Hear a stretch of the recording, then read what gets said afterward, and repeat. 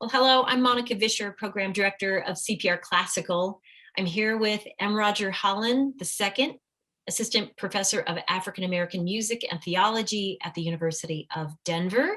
He also leads the DU Spirituals Project Choir. Roger, welcome. Thank you, Monica. Wonderful to be with you today.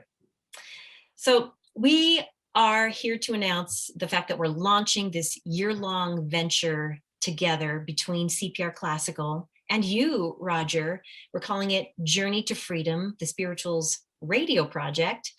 And each month through the year, you're going to help us tell the story of the African American experience through spirituals. This is some of the richest music created in this country in and of itself. And of course, all of the music derived from it.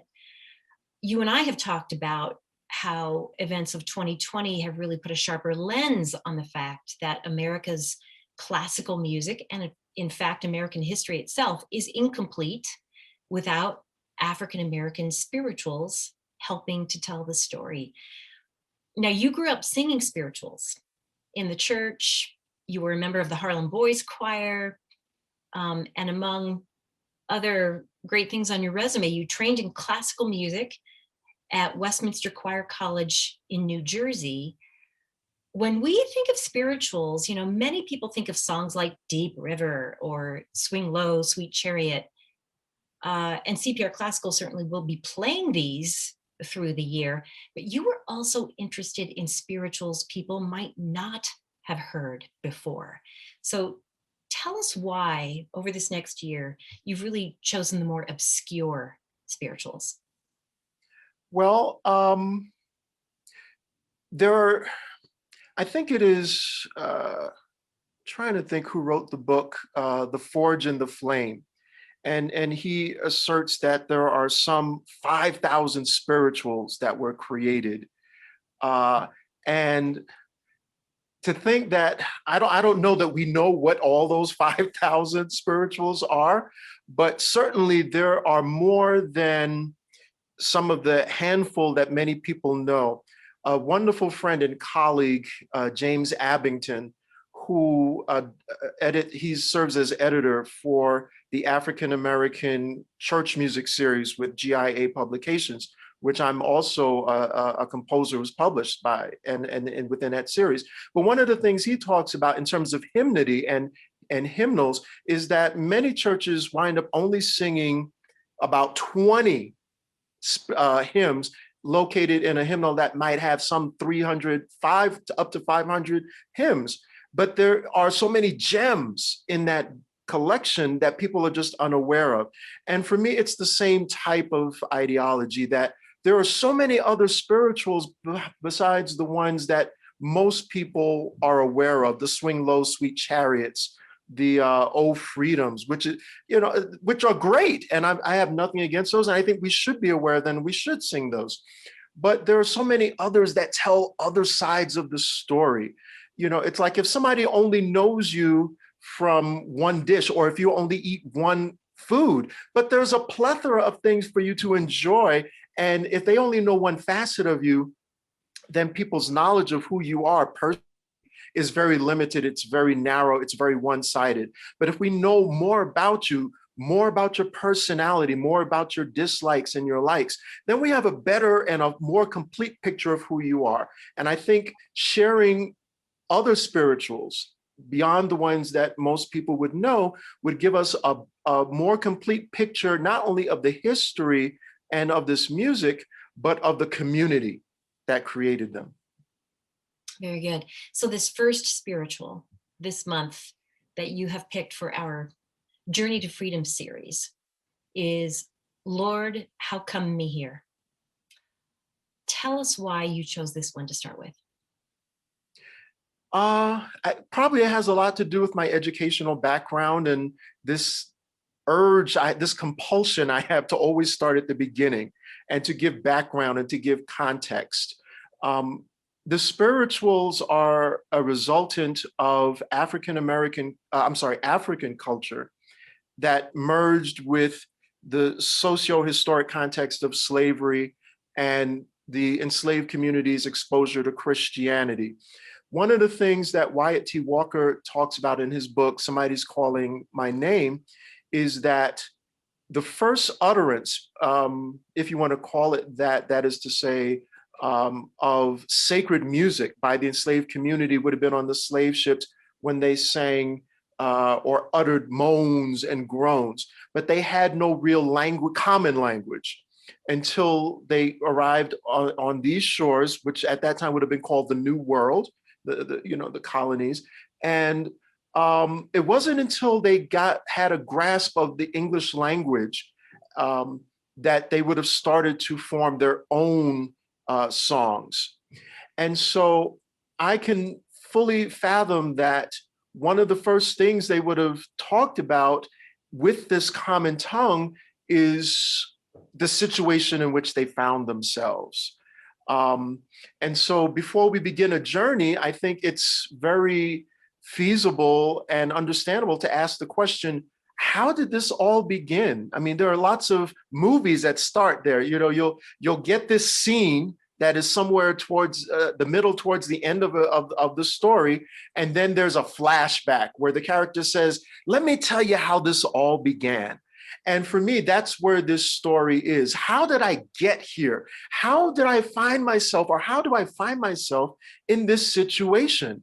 And ironically, or maybe not so much, February is also Black History Month. So as we're talking about the spirituals, and in the context of Black History Month, February, I thought, why not just begin at the beginning? Let's begin the beginning. Let's start at the beginning of the story and ask those questions. Why are we here? How did slavery begin? How did these Africans find themselves? Why is this even going on? Why is this a conversation? Right. So we know the music, the emotion that it brings. We're going to be playing this Sunday mornings on CPR Classical and throughout the month.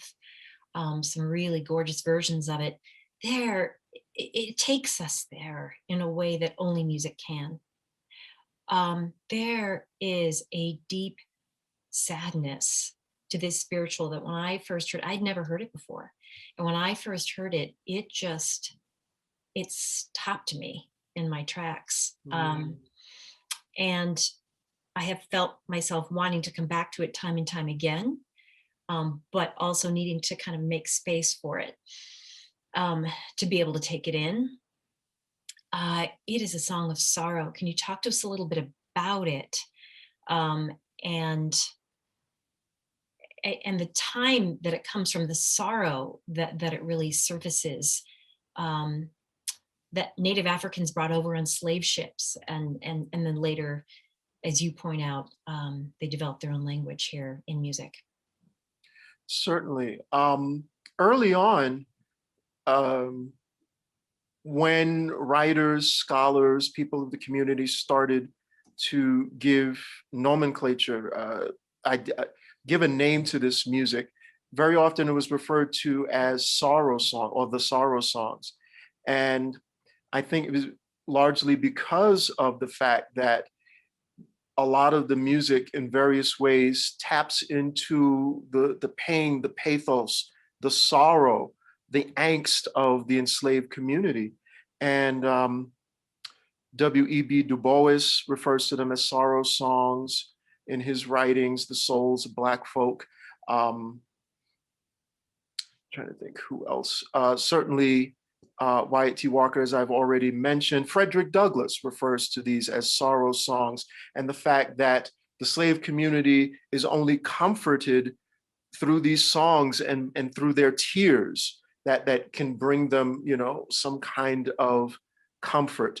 And so, I mean, for me, it stands to reason when your day is spent being beat, being ridiculed, being demeaned, being treated like chattel, that it is not a pleasant experience. It is a harrowing experience. It's one that gives you deep grief and sorrow.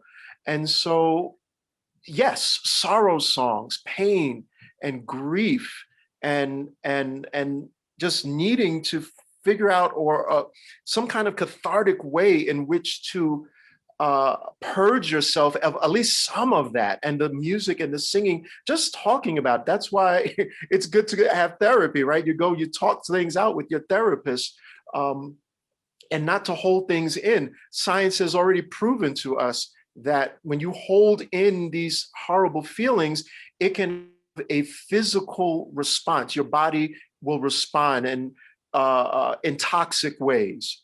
So I think just singing about one's experience can be very therapeutic.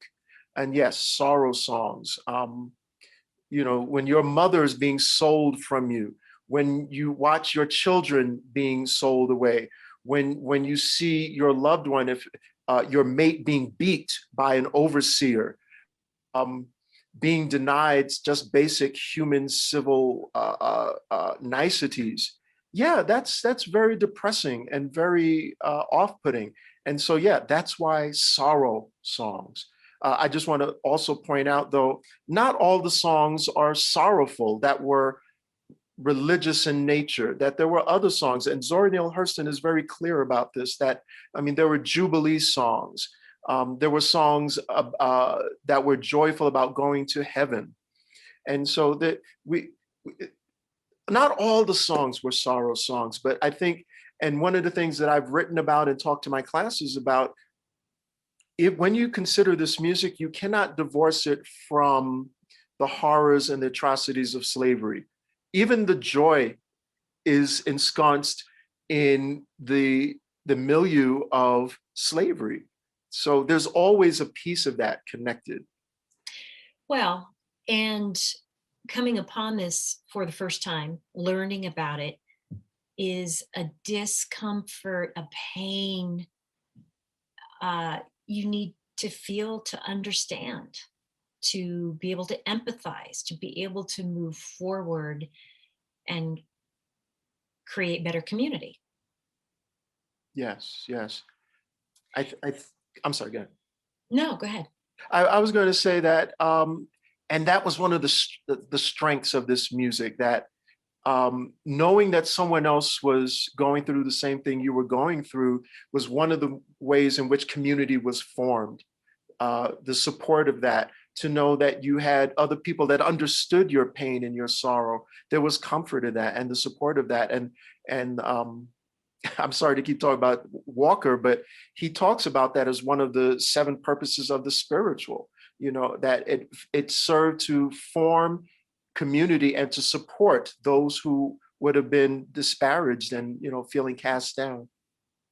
And these songs of lament, of sorrow, they were sung in church. What came first, the songs or the church? I don't know that any of us know with a great certainty, but I would say that it was likely the songs, but it would not be unfathomable that some of the songs that we know today as spirituals started or might have been created in what we scholars have called the invisible church or the invisible institution, where the enslaved community met in secret in brush harbors, and where they could worship and sing and express themselves freely and authentically. It would not be unfathomable, based on what I know of even some church music today, that in the midst of gathering and comforting and worshiping and crying and comforting one another, that somebody just started, "Lord, how come me here?" and just started thinking about it and putting sentiment to words and to song. Samuel Floyd talks about the fact that a lot of African music is a commentary. It's giving musical expression to their existential reality. So it's very possible. Yeah. Now, spirituals are different from work songs on the plantation, aren't they? There's a distinction there. Can you talk a little bit about that? Certainly. So all of this music that emerged from the enslaved African community can be thought of as slave songs, meaning quite literally, this was folk music created by the slaved or the enslaved community. What distinguishes work songs from the religious folk songs that we now call spirituals is the explicit religious nature of them. It is not to say that in a work song, the word or the name of God or Lord wouldn't have been invoked. But work songs were primarily sung by the community when they were at work, hence the name work songs. And the purpose of those would have been not only to forge connection and community, but frequently because of that, in musical terms, we would call that cut time, that two feeling, that one and two, and it would synchronize people's movement and energize them, and in many ways and in many instances, make the work more productive. And so these work songs also topically wouldn't necessarily be about a religious theme. They could have been about anything, about the cruelty of the slave masters or how they felt about the cruelty of the slave masters. It could have been about a woman, if they were sung by men, about a woman that they had a fascination with. It could have been about the heat of the day. You know, so any topic that wasn't explicitly religious. Do you have a good example of one that we might be familiar with? I can think of two, not that you probably be familiar with. There's one called Slave Song that I share with my class, and it's actually from the West Indies, most likely Barbados. There's no real name for it other than Slave Song, but the singer says, "Massa baby, he won't kill me, oh. Massa baby, he won't kill me, oh." And the leader would sing that, and then the whole group joins in, eh, oh, eh, oh, eh, oh, eh, which is more of a chant, right? No words, but you don't need to know the lyrics to sing that. Everybody can join in. And so there are all kinds of, so that has that two feeling, and people could just work along. We sang a song, a folk song that has been set and arranged by a number of people, Jester Hairston and Stacey Gibbs probably being the most well-known, called Great God Almighty. And it's actually about a slave beating. It's about the master, who is referred to as Captain in the dialect, beating this slave to within an inch of his life. So that is a horrible story. And a lot of people think just because it has the refrain says, "Great God Almighty," it sounds like a prayer, which I believe it is. I think the slave community is pleading to God to intervene and not allow this person to be beat to death, literally. But not very common. I can't think, I'm not even really familiar with any popular work songs, at least not at this moment. Yeah. Well, again, I'm excited about just beginning this journey with you, and Roger, you really leading the way for us in telling the story across the next year. And next time when we come back in March, I really would like to talk about what you envision for this series that we're collaborating on, what you'd really like people to take away at the end of it. We're going to be featuring this month's spiritual again throughout our airwaves, along with lots of other spirituals that people might be more familiar with. And we're going to be hearing your voice on the air quite a bit. So Roger, thank you. I'm excited about beginning this journey with you. Until next time.